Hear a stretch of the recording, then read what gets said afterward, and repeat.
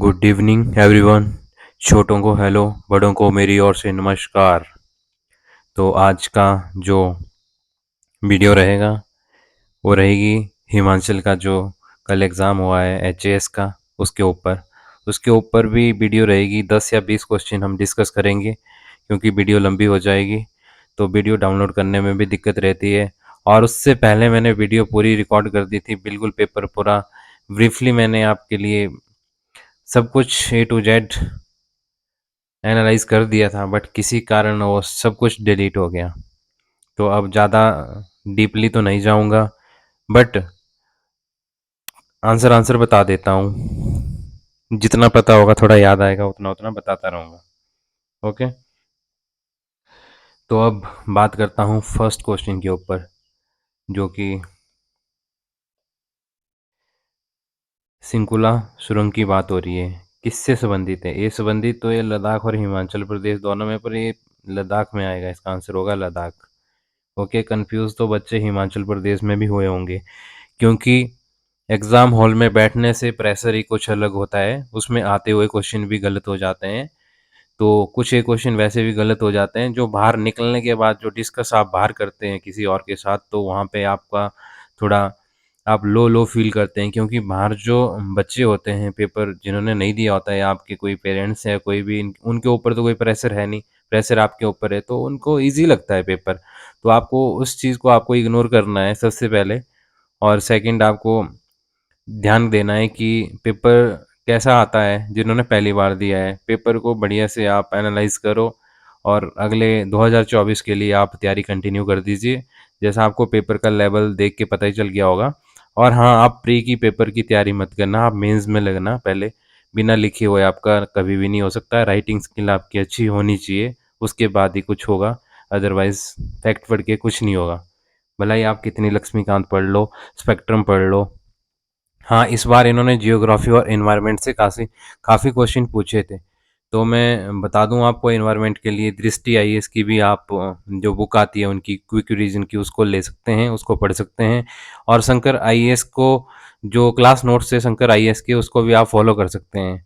But बात यह है कि वो इंग्लिश मीडियम में ही है, हिंदी मीडियम भी है क्लास नोट्स, बट उतने ज़्यादा सही नहीं है। बट आप काम चलाने लायक आप पढ़ सकते हैं। तो अब ज़्यादा बात ना करता हुआ मैं बात करता हूँ अब क्वेश्चन के ऊपर। पहला क्वेश्चन हमने कर लिया है, सिंकुला सुरंग कहाँ है? लद्दाख में है। तो सेकंड क्वेश्चन क्या है? डिजिटल इंडिया अधिनियम 2023, इसने किसको रिप्लेस किया था? तो आपको पता ही होगा, आईटी एक्ट। और आईटी एक्ट अपने में ही एक बहुत बड़ी बात है कि ये क्वेश्चन बहुत ही इंपॉर्टेंट है। ये पता नहीं कितने ही एग्जाम में पे आ चुका है क्वेश्चन। तो आपको ध्यान होना चाहिए कि आईटी एक्ट कब आया था, ये आपको ध्यान होना चाहिए। ओके। और थर्ड क्वेश्चन की बात करता हूँ, जीवक चिंतामणि, ये कौन थे से? ये थे जैन जैन मुनि थे। ओके। और ये किसके द्वारा लिखी गई थी? तिरुत कतेवर, इनके द्वारा, ये जैन मुनि थे। और कब? 10वीं शताब्दी, सेंचुरी। ओके।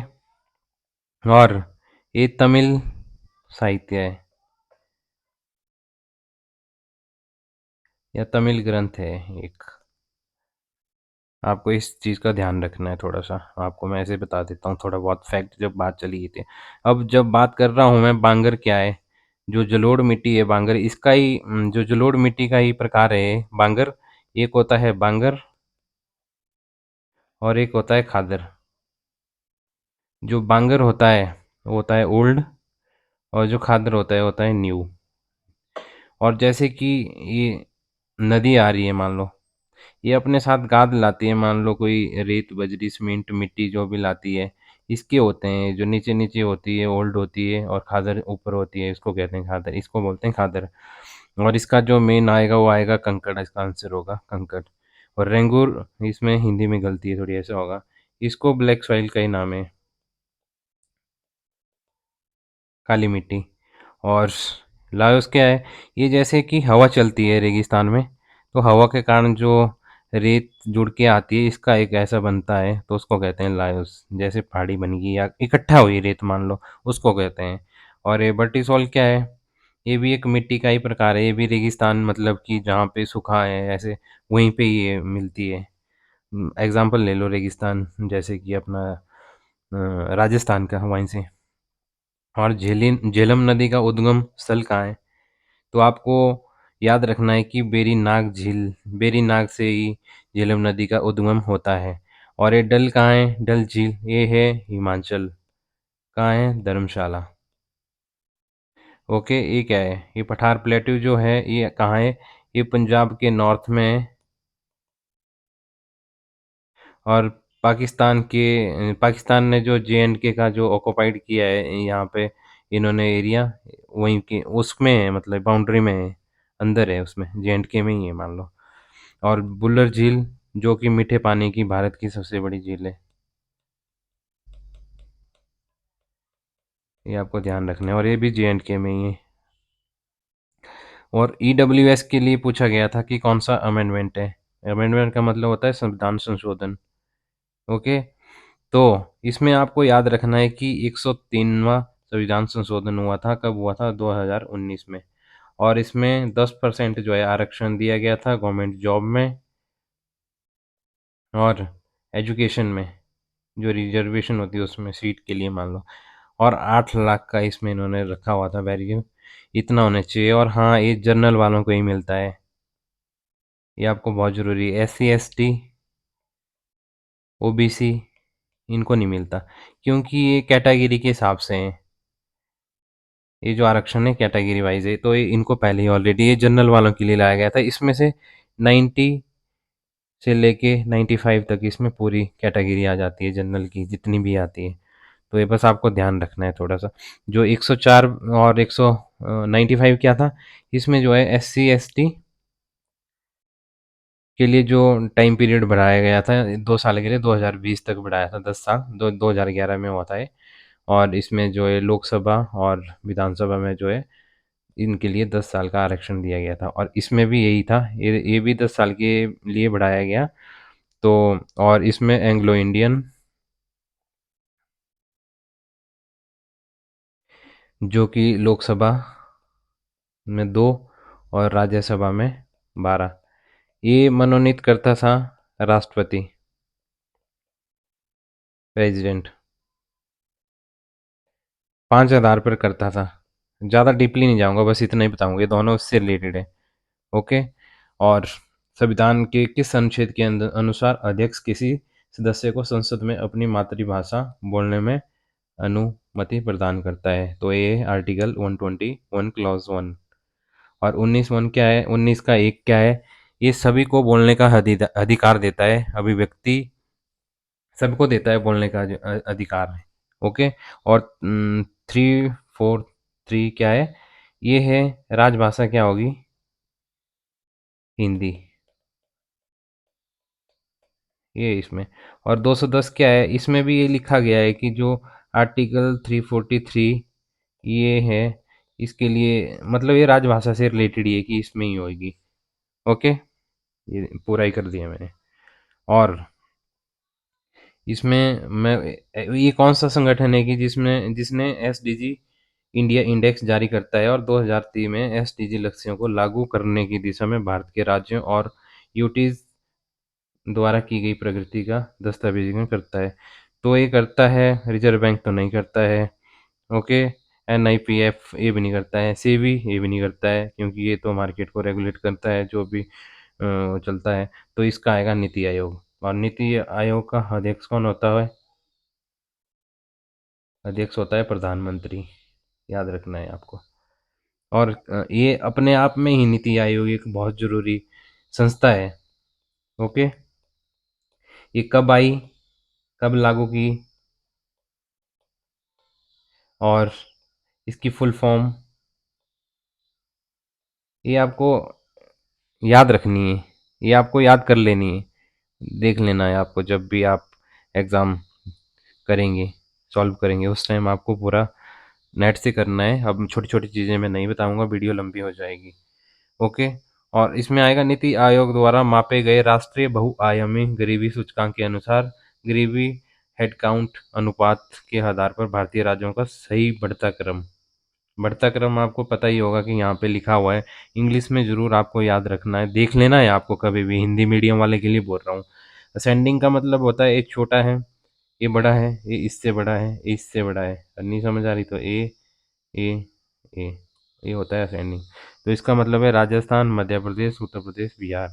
तो ए क्वेश्चन इसका ये आंसर होगा इसका। और लिथोस्फीयर, इसका हिंदी में मतलब है स्थलमंडल। मैं आयोग से अनुरोध करता हूँ, अगर कोई देखे या मतलब ये कंप्यूटराइज की भाषा ही पूरी डाल देते हैं, हिंदी नहीं डालते हैं। तो इसका आंसर होगा अजैविक घटक। ओके।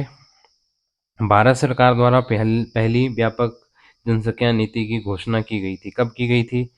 16 अप्रैल 1974 को नहीं, 75 को नहीं, इसमें 16 अप्रैल 1976 को होगा, ये इसका आंसर है।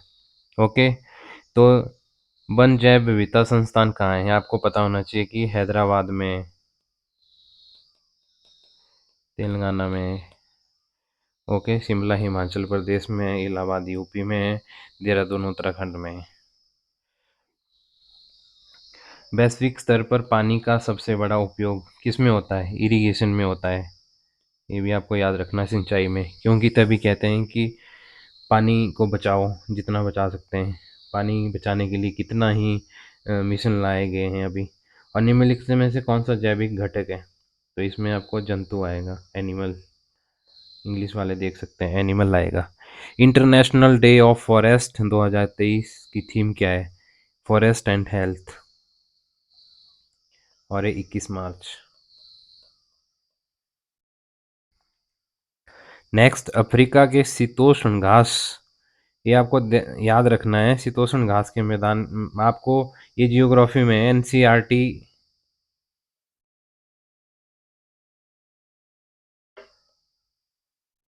जियोग्राफी की आप कोई भी बुक मत पढ़ना, 6 से लेके 12 तक आप एनसीईआरटी पूरी पढ़ लेना, आपका काम हो जाएगा।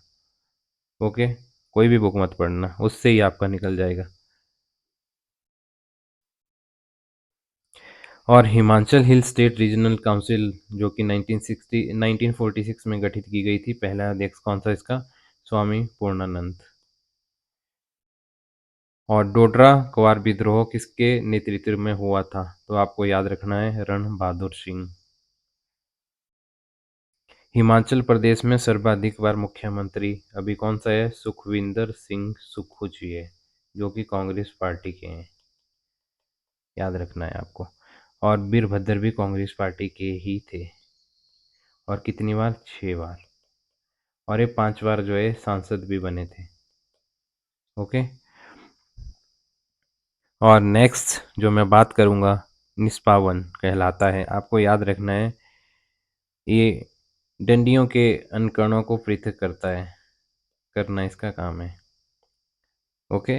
तो आज की वीडियो में मैं आपको 20 क्वेश्चन ही बताऊंगा, क्योंकि मैंने बहुत ही अच्छे से ब्रीफली मैंने आपको एनालाइज करा था पेपर, बट एक किसी कारण मैं इसको डाउनलोड ही नहीं कर पाया, डिलीट ही हो गया।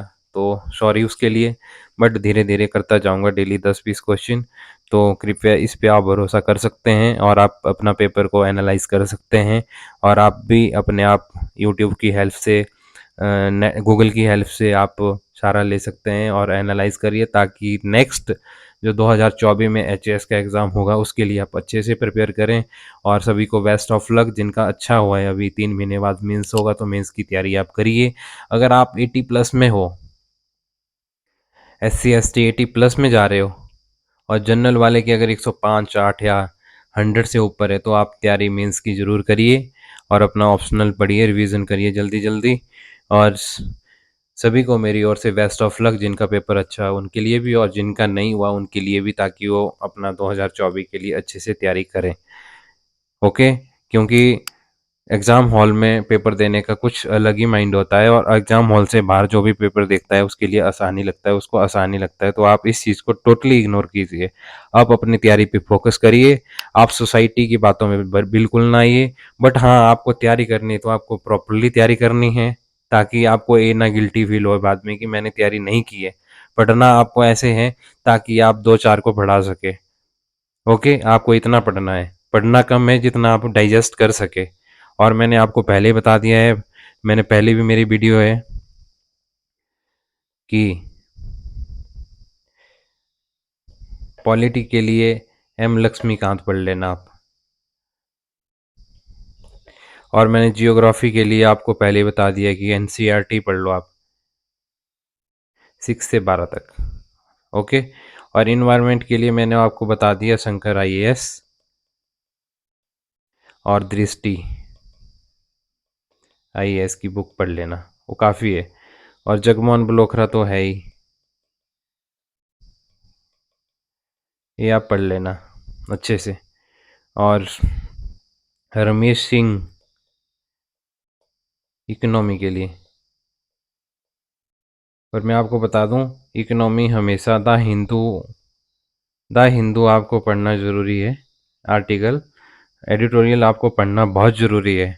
आप उन टॉपर के ऊपर मत जाइए कि उनका फर्स्ट अटेम्प्ट में निकल गया था, ऐसा कभी भी नहीं होता है। कुछ एक एक्सेप्शन आर एवरीवेयर, एक्सेप्शन कहीं भी हो सकती है, कोई बच्चा निकल भी लेता है। बट आप याद रखना कि यहाँ पे ये जो एग्ज़ाम होते हैं, अगर ऐसी बात होती तो सारे ब्रिलियंट लोग ही 99 वाले या 90.99 वाले ही यहाँ पे क्वालिफाई करते हैं इसको। सारे आईएएस आईपीएस आईआरएस सारे यही होते हैं, एसडीएम वगैरह, ठीक है। ऐसा कुछ नहीं है। आप 40% वाले हैं या 60% वाले हैं, ये मैटर नहीं करता है। आप अपने आप को, आप पॉलिसी मेकर वाले होने चाहिए, डिसीजन मेकिंग आपकी अच्छी होनी चाहिए, आप सोसाइटी समाज सेवा करने वाले होने चाहिए। ये सामाजिक सेवा करने वाले के लिए ये नौकरियां हैं, ये उनके लिए नहीं है कि आपको मतलब बुक, मतलब आप इनको ऐसे भी हासिल नहीं कर सकते हैं बिना मेंस को क्लियर किए। तो आप मेंस पे अपनी पकड़ बना के रखिए और मेंस के लिए आप 3 महीने डट जाइए। और आप कमेंट कर सकते हैं हमारी वीडियो के नीचे, जो भी हमारा भाई भाई बहन जिन्होंने पेपर दिया, कि कितने मार्क्स बने और कितना क्या करना चाहिए, तैयारी कौन सी करनी चाहिए, आगे मेंस की करनी नहीं करनी, तो आप मैसेज कर सकते हैं डायरेक्टली। और हम डिस्कस करेंगे कि क्या करना चाहिए। आपको भरोसा दिलाता हूँ कि मेरी वीडियो जो मैंने 15 डाली है उसमें से भी आपको 10-15 नंबर तो आ ही गए थे। तो मैं आगे आगे वीडियो डालता रहूँगा। और आप मेरे साथ जुड़े रहिए यूट्यूब पे। और ज़्यादा ना कहता हुआ आज की वाणी को यहीं विराम देता हूँ। Thank you so much. Like करिए, शेयर करिए, कमेंट करिए और अपने अपने मार्क्स नीचे ज़रूर लिखिए जिन्होंने भी दिया है। Thank you.